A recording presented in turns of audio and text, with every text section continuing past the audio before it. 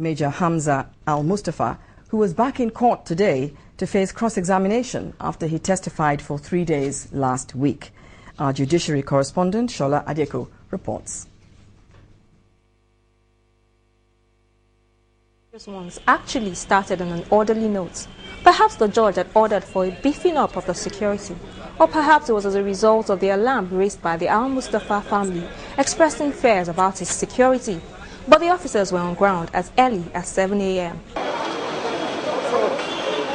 They took up positions on the staircase leading to the courtroom of presiding judge Mojisola Dada, checking ID cards before allowing access to only those they considered had business in the court.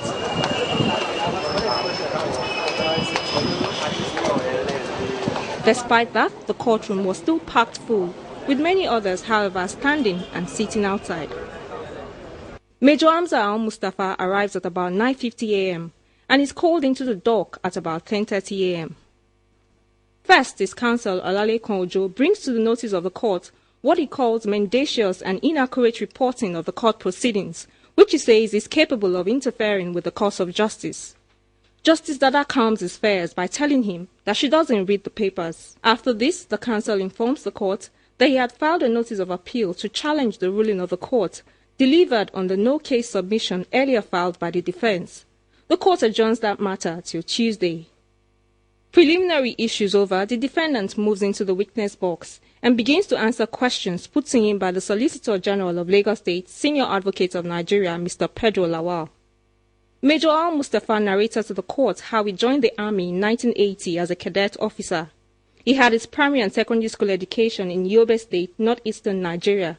Between 1983 and 1988, he rose from being a second lieutenant to major and was posted to work with General Sani Abacha in 1985, when the late dictator was the chief of army staff.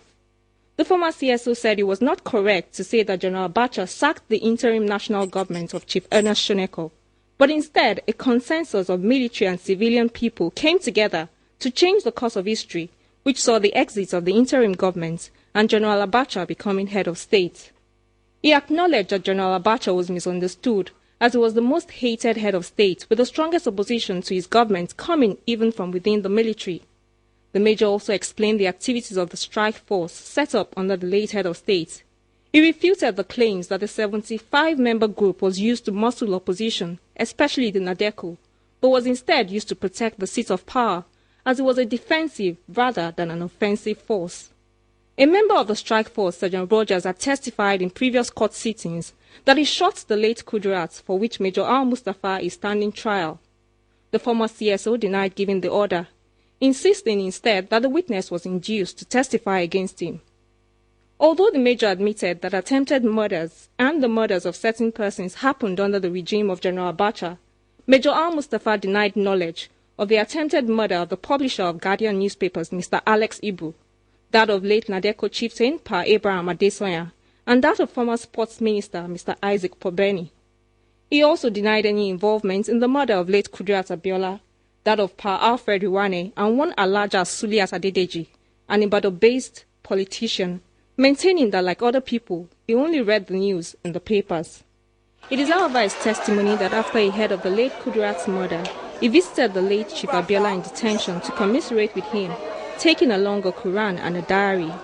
Major Al-Mustafa went on to challenge the prosecution to ask the court to order the Abdusalam administration to release the diary Chief Abiola kept, as it would show light to some of the darkness in the case and serve as good material for the country.